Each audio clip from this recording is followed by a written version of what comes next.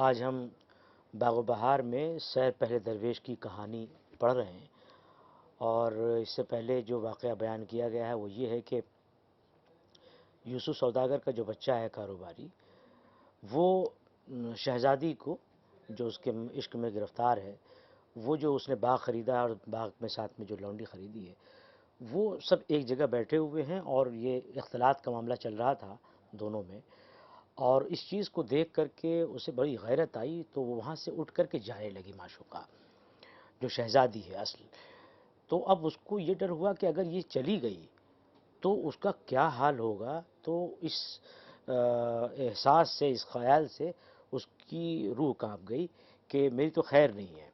تو اب اس کے بعد آج اب یہ کہانی شروع ہوتی ہے کہ یہ ارادہ اس غیبانی یعنی بدکار عورت کی صلاح سے جی میں ٹھہرا کر گلے میں پٹکا ڈال میرے پاؤں آ کر پڑا۔ اس کو معلوم ہو گیا کہ کچھ بہت برے حالات ہوں گے، تو جو کنیز جو لونڈی تھی اس نے کچھ سجھایا اور پگڑی سر سے اتار کر منت و زاری کرنے لگا۔ میرا دل تو اس پر لٹو ہو ہی رہا تھا، جدھر لیے پھرتا تھا پھرتی تھی اور چکی کی طرح اس کے اختیار میں تھی۔ جو کہتا سو کرتی تھی، جو تو مجھے بہلا پنڈلا کر پھسلا پنڈلا کر پھر بٹھلایا، اور اسی شراب دو عطشہ 2 مرتبہ کشید کی ہوئی شراب یعنی کہ تیز شراب، اور اسی شراب دو عطشہ کے 2-4 پیالے بھر بھر کر آپ بھی پیا، یعنی خود بھی پیے اور مجھے بھی دیے۔ ایک تو غصے کے مارے جل بھن کر کباب ہو رہی تھی، دوسرے ایسی شراب پی جلد بے ہوش ہو گئی، کچھ حواس باقی نہ رہے۔ تب اس بے رحم، نمک حرام، کٹر سنگدل نے تلوار سے مجھے گھائل کیا، بلکہ اپنی دانست میں یعنی کہ اپنی جانکاری میں مار چکا۔ اس دم میری آنکھ کھلی تو منہ سے یہی نکلا، خیر جیسا ہم نے کیا ویسا پایا، لیکن تو اپنے تئیں میرے اس خون ناحق سے بچائیو۔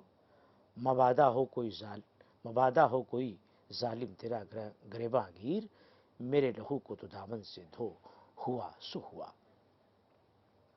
کسی سے یہ بھید ظاہر نہ کیجیو، ہم نے تو تجھ سے جان تک کی بھی درگزر نہ کی، پھر اس کو خدا کے حوالے کر کر میرا جی ڈوب گیا، مجھے اپنی سدھ بدھ کچھ نہ رہی۔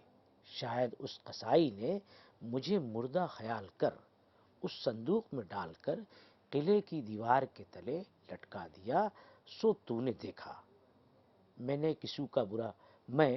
کسو کا برا نہ چاہتی تھی، لیکن یہ خرابیاں قسمت میں لکھی تھی، مٹتی نہیں کرم کی ریکھا یعنی تقدیر کی ریکھا۔ ان آنکھوں کے سبب یہ کچھ دیکھا، اگر خوبصورتوں کے دیکھنے کا دل میں شوق نہ ہوتا تو بدبخت میرے گلے کا طوق نہ ہوتا۔ شوق، طوق، قافیہ بھی آپ دیکھتے جائیں کہ بہت سارے عبارتیں آپ کو باغ و بہار میں اس طرح کی ملیں گی، جہاں پر غیر شعوری طور پر انہوں نے قافیے کا اہتمام بھی ایک طرح سے کیا ہے، وہ ہو گیا ہے، مطلب بے ساختہ طور پر وہ چیزیں آئی ہیں، جیسے یہاں پر کہ اگر خوبصورتوں کے دیکھنے کا دل میں شوق نہ ہوتا تو بدبخت میرے گلے کا طوق نہ ہوتا۔ اللہ نے یہ کام کیا کہ تجھ کو وہاں پہنچا دیا اور سبب میری زندگانی کا کیا۔ اب حیا جی میں آتی ہے کہ یہ رسوائیاں کھینچ کر اپنے تئیں جیتا نہ رکھوں یا کسی کو منہ نہ دکھاؤں، پر کیا کروں، مرنے کا اختیار اپنے ہاتھوں میں نہیں۔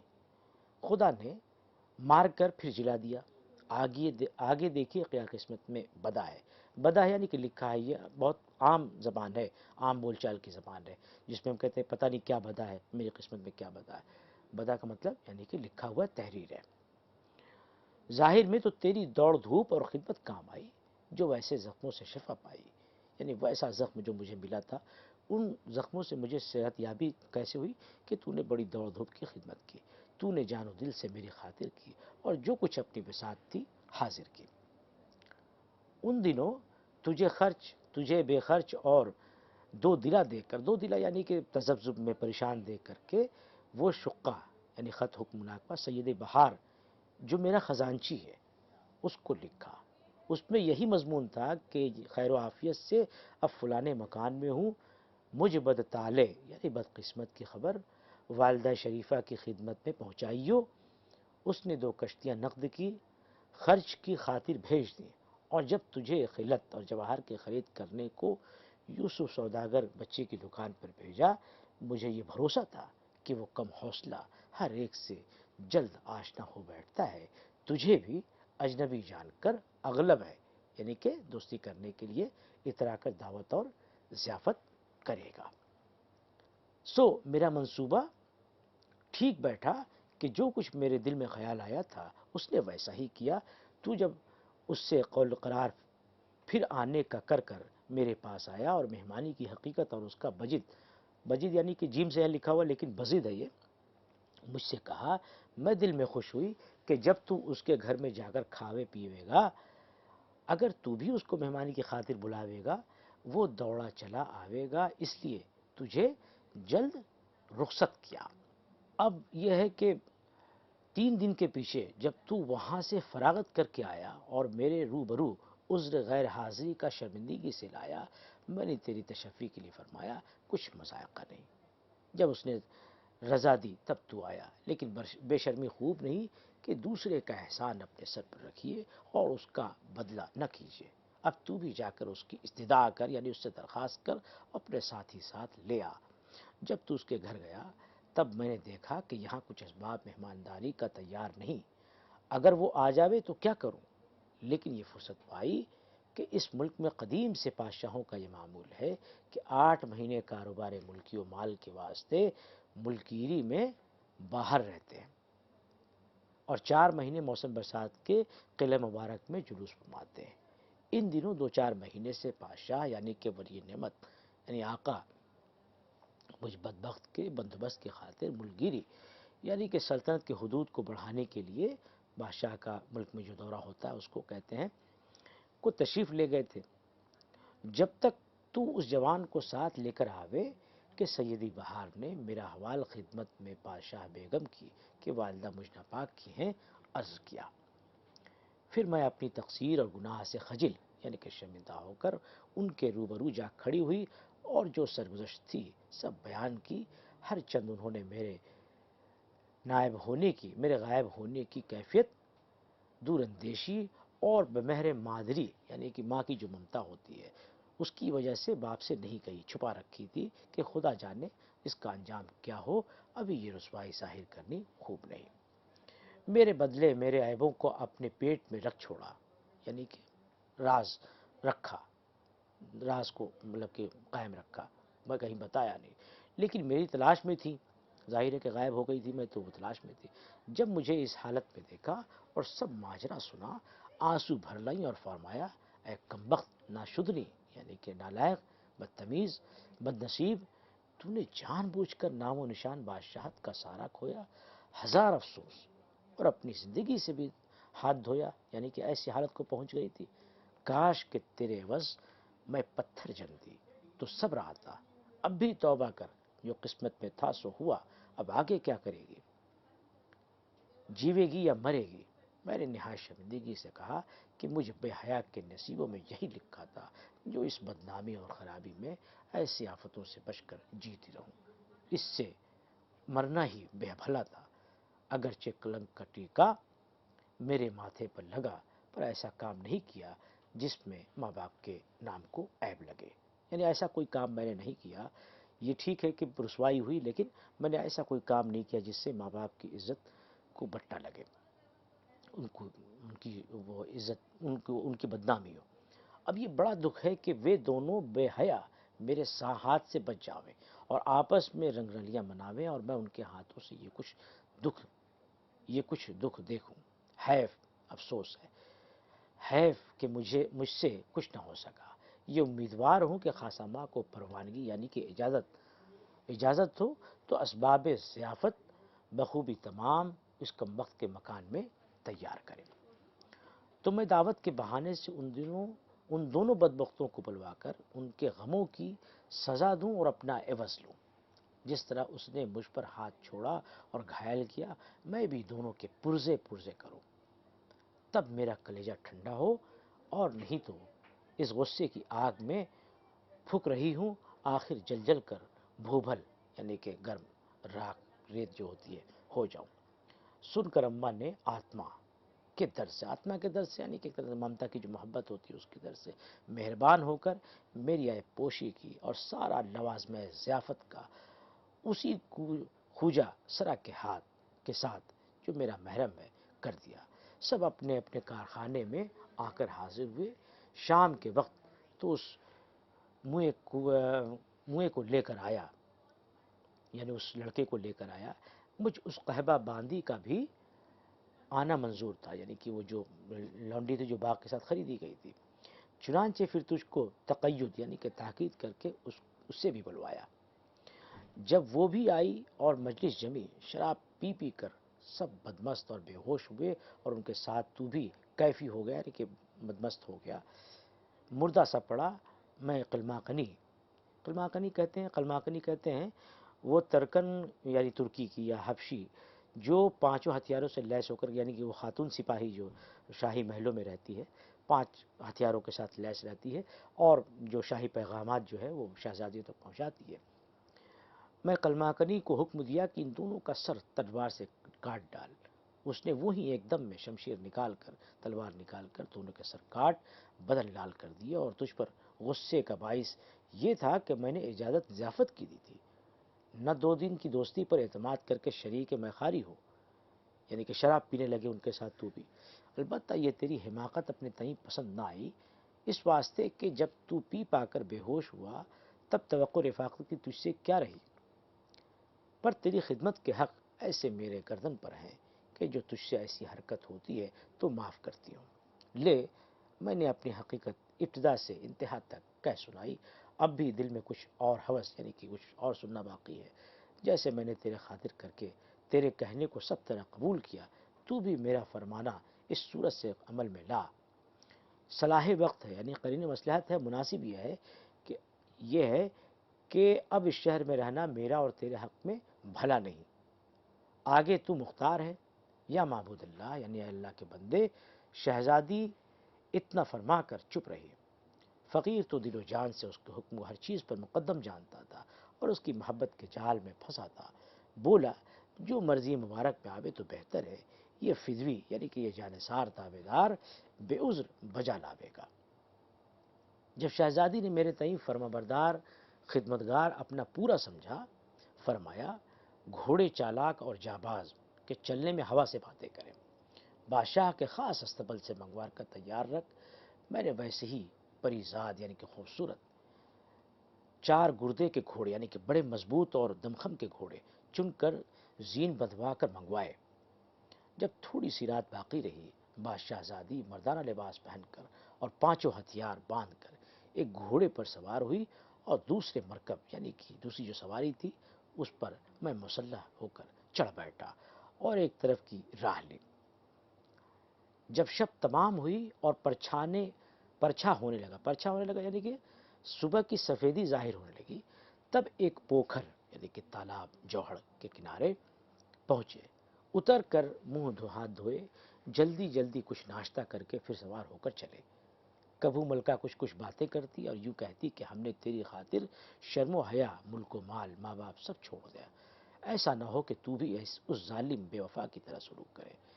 کدو یعنی کبھی میں کچھ احوال ادھر ادھر کا راہ کٹنے کے لیے کہتا اور اس کا بھی جواب دیتا کہ بادشاہ زادی سب آدمی ایک سے نہیں ہوتے، اس پاجی کے نطفے میں کچھ خلل ہوگا جو اس سے ایسی حرکت واقع ہوئی، اور میں نے تو جان و مال تم پر تصدق کیا اور تم نے مجھے ہر طرح سرفرازی بخشی۔ اب میں بندہ بغیر داموں کا ہوں، بغیر داموں کا یعنی کہ میں ایک طرح سے آپ کا غلام ہوں، یعنی میری کوئی قیمت نہیں ہے، بس اب میں آپ کا بالکل ایک طرح سے زر خرید غلام، اس سے آپ جو کام کرانا چاہیں کرا سکتے ہیں۔ اب میں بندہ بغیر داموں کا ہوں، میرے چمڑے کی اگر جوتیاں بنوا کر پہنوں تو میں آہ نہ کروں۔ ایسی باتیں باہم ہوتی تھی اور رات دن چلنے سے کام تھا۔ کبھو جو باندگی یعنی کہ تھکن کے سبب کہیں اترتے تو جنگل کے چرند و پرند شکار کرتے، حلال کر کے نمک دان سے لون نکال کر چکمک یعنی چکماک وہ پتھر جس سے کہ آگ نکلتی ہے، اس سے آگ جھاڑ بھون بھان کر کھا لیتے اور گھوڑوں کو چھوڑ دیتے۔ وہ اپنے سے گھاس پات چر چگ کر اپنا پیٹ بھر لیتے۔ تو تو یہ بول چال کی پوری زبان ہے، چر چک کر کر، جھاڑ کر، بھون بھان کر، اس طرح ہم استعمال کرتے ہیں. ہماری یہ ایک طرح سے روزمرہ کی زبان ہے، یہ روزمرہ ہے. ایک روز ایسے کف دست میدان کیا ہے؟ یعنی ایسا لخدک میدان جس میں دور دور تک درخت اور آبادی کا نام و نشان نہ ہو. ایک روز ایسے کف دست میدان میں جان نکلے کہ جہاں بستی کا نام نہ تھا اور آدمی کی صورت نظر نہ آتی تھی، یا اس پر بھی پاشا آزادی کی رفاقت کے سبب دن عید اور رات شب رات معلوم ہوتی تھی. یعنی ایسے بے آب و گیا میدان میں پہنچ گئے. وہاں بھی چونکہ اس کی صحبت نصیب تھی، اس لیے وہ بڑا بھلا معلوم ہوتا تھا. جاتے جاتے انچت اچانک ایک دریا جس کے دیکھنے سے کلیجہ پانی ہو راہ میں ملا. کنارے پر کھڑا ہو کر جو دیکھا تو جہاں تک نگاہ نے کام کیا پانی ہی پانی تھا. کچھ تھل یعنی کہ زمین، بیڑا نہ پایا، یعنی کہ کشتی وشتی کا جو بیڑا ہوتا ہے. یا الہی، اب اس سمندر سے کیوں کر پار اترے. ایک دم اسی سوچ میں کھڑے رہے. آخر یہ دل میں لہر آئی کہ ملکہ کو یہیں بٹھا کر میں تلاش میں ناؤ نواڑے کے، یعنی کہ کچھ ناؤ یا مل جائے یا کوئی کشتی مل جائے، کچھ اس طرح کا حساب بن جائے کہ اس دریا کو پار کر سکے، جاؤں. جب تلک اسباب گزارے کا ہاتھ آوے، تب تلک ناظرین بھی آرام پاوے. تب میں نے کہا اے ملکہ، اگر حکم ہو تو گھاٹ باٹ اس دریا کا دیکھو. یعنی یار آس پاس دیکھوں اور چھوڑ کچھ سمجھ میں آئے کہ کیا ہے، کہیں کچھ آبادی کا نشان ملے، کہیں کوئی کچھ معلوم تو ہو کہ کہاں ہم پھنس گئے ہیں، کس طرح سے ہمیں اس دریا کو پار کرنا ہے. فرمانے لگی میں بہت تھک گئی ہوں اور بھوکی پیاسی ہو رہی ہوں، میں ذرا دم لے لوں، جب تئیں تو پار چلنے کی کچھ تدبیر کر. یعنی جب تک تو یہ کر کے اس دریا کو کیسے عبور کرے. اس جگہ ایک درخت پیپل کا تھا بڑا، چھتر باندھے ہوئے کہ اگر 1000 سوار آوے تو دھوپ اور مہ میں اس کے تلے آرام پاوے. وہاں اس کو بٹھا کر اور چاروں طرف دیکھتا تھا کہ کہیں بھی زمین پر یا دریا میں نشان انسان کا پاؤں. بہتیرا سر مارا پر کہیں نہ پایا. آخر مایوس ہو کر وہاں سے پھر آیا تو اس پری کو پیڑ کے نیچے نہ پایا. اس وقت کی حالت کیا کہوں کہ صورت یعنی کہ جو ہوش اور سدھ جاتی رہی، صورت جاتی رہی، دیوانہ باولا ہو گیا. کبھی درخت پر چڑھ جاتا اور ڈال پات پھرتا، کبھی ہاتھ پاؤں چھوڑ کر زمین پر گرتا اور اس درخت کی جڑ کے آس پاس تصدق ہوتا. کدھو چنگھاڑ مار کر اپنی بے بسی پر روتا، کبھی پچھم سے پورب کو دوڑا جاتا، کدھو اتر سے دکھن کو پھر آتا. غرض بہتیرے خاک چھانی، لیکن اس کو گوہر نایاب کی نشانی نہ پائی. جب میرا کچھ بس نہ چلا تب روتا اور خاک سر پر اڑاتا ہوا تلاش ہر کہیں کرنے لگا. یعنی ہر طرف دوڑنے لگا. اور بالکل جب اسے معلوم ہوا کہ اب تو پتہ نہیں وہ کہاں ہے اور کس طرح سے وہ ملے گا اور کون لے گیا، کیا زمین کھا گئی یا زمین نگل گئی، آسمان کھا گیا. دل میں یہ خیال آیا کہ شاید کوئی جن اس پری کو اٹھا کر لے گیا اور مجھے یہ داغ دے گیا، یا اس ملک سے کوئی اس کے پیچھے لگا چلا آتا تھا. اس وقت اکیلا پا کر منا منو کر، دیکھیے منا منو یہ بالکل روزمرہ ہے، یعنی منا منو کر پھر شام کی طرف لے ابھرا. ایسے خیالوں میں گھبرا کر کپڑے وپڑے پھاگ دیے، ننگا منگا فقیر بن کر. اب دیکھیے ننگا منگا فقیر یہ سب بالکل روزمرہ جس طرح سے ہم عام زبان میں عام استعمال کرتے ہیں. ننگا منگا فقیر بن کر شام کے ملک میں صبح سے شام تک ڈھونڈتا پھرتا اور رات کو کہیں پڑ رہتا. سارا جہاں روند مارا پر اپنی شہزادی کا نام و نشان کسی سے نہ سنا، نہ سبب غائب ہونے کا معلوم ہوا. یعنی یہ بھی نہیں معلوم ہوا کہ غائب کیوں ہوئی، کہاں ہوئی، کیسے ہوئی، اور کسی نے بتایا نہیں بتایا کہ یہاں ہم نے کسی عورت کو، خاتون کو جاتے ہوئے دیکھا ہے. تب دل میں یہ آیا کہ جب اس جاں کا تو نے کچھ پتہ نہ پایا تو اب جینا حیف ہے، یعنی افسوس ہے، یعنی کوئی مطلب نہیں ایسی زندگی کا جس میں وہ نہیں ہے. کسی جنگل میں ایک پہاڑ نظر آیا، تب اس پر چڑھ گیا اور یہ ارادہ کیا کہ اپنے تہیں گرا دوں کہ ایک دم میں سر منہ پتھر سے ٹکراتے ٹکراتے پھوٹ جاوے گا تو ایسی مصیبت سے بھی جی چھوٹ جاوے گا، پھوٹ جائے گا، چھوٹ جائے گا. تو میں نے ابھی ذکر کیا تھا کہ قافیے کا استعمال مل جاتا، وہ بھی غیر شعوری طور پر. یہ دل میں کہہ کر سوچا چاہتا ہوں کہ اپنے تہیں گراؤں، بلکہ پاؤں بھی اٹھ چکے تھے کہ کسی نے میرا ہاتھ پکڑ لیا. اتنے میں ہوش آیا، دیکھتا ہوں تو ایک سوار سبز پوش منہ پر نقاب ڈالے مجھ سے فرماتا ہے کہ کیوں اپنے مرنے کا قصد کرتا ہے؟ خدا کے فضل سے نا امید ہونا کفر ہے، جب تلک سانس ہے تب تلک آس ہے۔ اب یہ ہم استعمال کرتے ہیں کہ جب تلک سانس ہے تب تلک آس ہے۔ اب تھوڑے دنوں میں روم کے ملک میں تین درویشوں تین ہاں تین درویش تجھ سار کے یعنی کہ تمہارے جیسے ایسی مصیبت میں پھنسے ہوئے اور ایسے ہی تماشا دیکھے ہوئے تجھ سے ملاقات کریں گے، اور وہاں کے بادشاہ کا آزاد وقت نام ہے، اس کو بھی ایک بڑی مشکل درپیش ہے۔ جب وہ بھی تم چاروں فقیروں کے ساتھ ملے گا تو ہر ایک کے دل کا مطلب اور مراد جو ہے بخوبی حاصل ہوگی۔ میں نے رکاب پکڑ کر، ان کی سواری تھی، رکاب پکڑ کر کے بوسہ دیا اور کہا، اے خدا کے ولی، تمہارے اتنے ہی فرمانے سے میرے دل پر اضطرار کو یعنی بے چین دل کو تسلی ہوئی، لیکن خدا کے واسطے یہ فرمائیے کہ آپ کون ہیں اور اسم شریف کیا ہے؟ تب انہوں نے فرمایا کہ مرتضی علی میرا نام ہے، اور میرا یہی کام ہے کہ جس کو جو مشکل کٹھن پیش آوے تو میں اس کو آسان کر دوں۔ اتنا فرما کر نظروں سے پوشیدہ ہو گئے۔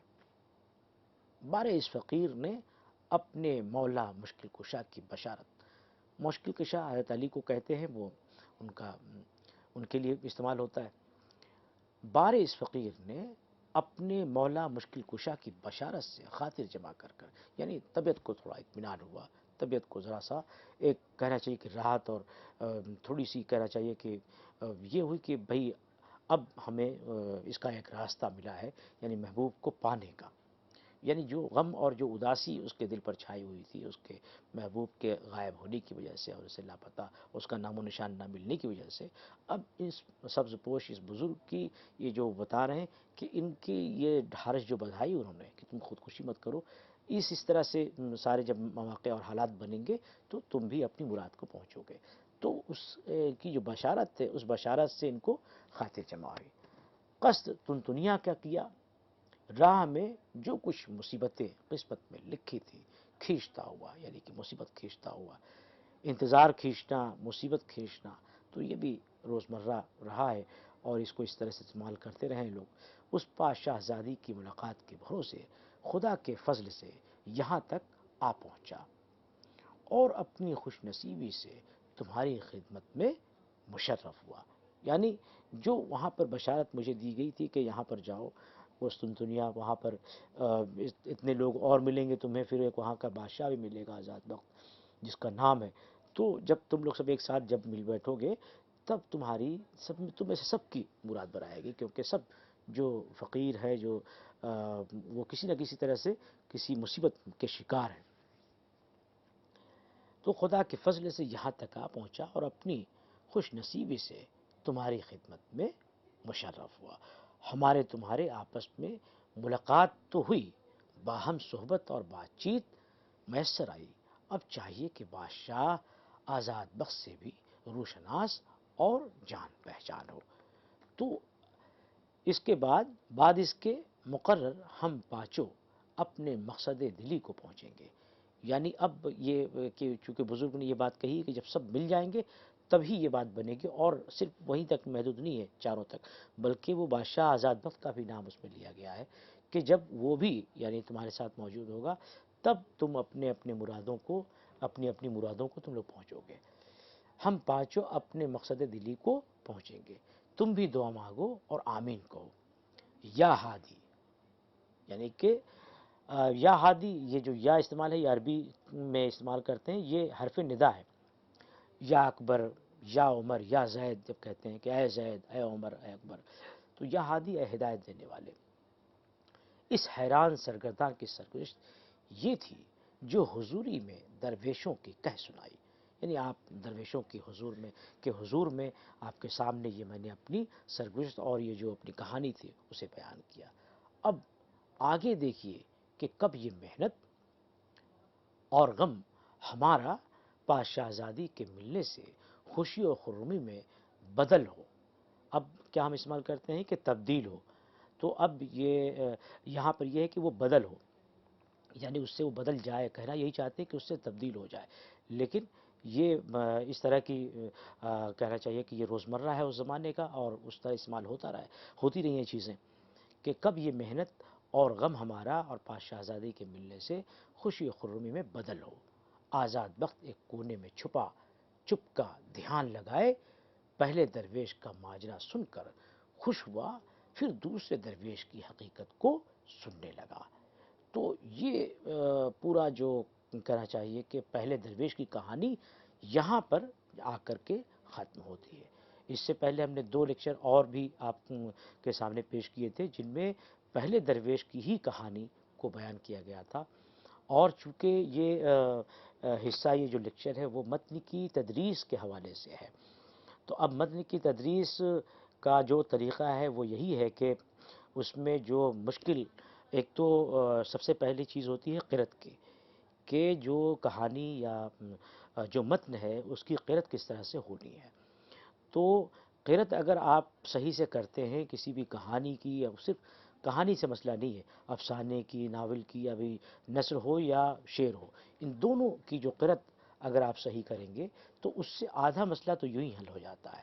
پھر کہیں کہیں اگر رشید حسن خاں کی جو مرتب کردہ کتاب ہے باغ و بہار، مکتبہ جامعہ سے چھپی ہے، وہ آپ کو کہیں سے دستیاب ہو جائے تو اسے آپ رکھیں. انہوں نے کتاب کے اخیر میں فرہنگ بھی شامل کی ہے، تو اس سے کیا ہے کہ آپ کو بہت آسانی ہو جائے گی. اس کے اندر جو بہت مشکل الفاظ ہیں، بہت دیسی الفاظ ہیں، اور بہت سارے پیشہ وروں کی اصطلاحات اس میں استعمال ہوئی ہیں، تو رشید حسن خان صاحب نے بہت محنت سے اس کو پورا تیار کیا ہوا ہے، اور وہاں سے آپ کو وہ چیز آسانی سے مل جاتی ہے. تو متون کو پڑھنے کے سلسلے میں 2-3 باتیں میں یہاں پر عرض کر کے آپ سے رخصت ہوں گا. ایک تو یہ کہ قرأت اس کی سب سے اہم چیز ہوتی ہے، وہ شعری متن ہو یا نثری متن ہو، اس کی قرأت اگر آپ نے صحیح کی تو آدھے سے زیادہ مطلب آپ کا حل ہو جائے گا. دوسری چیز ہے کہ اس میں جو الفاظ و تراکیب استعمال ہے ان کے مطالب آپ لغت سے دیکھ کر کے حل کریں. اور اس طرح کی جو کتابیں ہیں، جو داستان کی کتابیں ہیں، اس میں تو آپ کو پیشہ وروں کی اصطلاحات کا بھی دھیان رکھنا ہوگا. اور ایسی کتاب جیسا کہ میں نے ذکر کیا رشید حسن خان صاحب کے بارے میں، کہ ان کی کتاب جو مرتب کردہ ہے، اور بھی لوگوں نے کی ہو، فرہنگ تیار کی ہوگی، میں نے جو جس سے تیار کیا، جو ماخذ کے طور پر میں نے یہاں استعمال کیا ہے، میں اس کا حوالہ دے رہا ہوں کہ باغ و بہار جو مکتبہ جامعہ سے چھپی ہے، لائبریری میں مل سکتی ہے، آپ ریختے پر بھی اسے دیکھ سکتے ہیں. تو اس سے آپ اسے پڑھیں تو آپ کو بہت آسانی سے یہ پورا قصہ میں بہت اچھی طرح سے ذہن نشی ہوگا. تو آج آپ نے داستان باغ و بہار کے پہلے درویش کی کہانی سنی ہے. مجھے پوری امید ہے کہ باغ و بہار سے سیر پہلے درویش کی متن کی جو تدریس ہے، اس کے اوپر جو مبنی یہ لیکچر تھا، وہ آپ کو بہت پسند آیا ہوگا. بہت بہت شکریہ.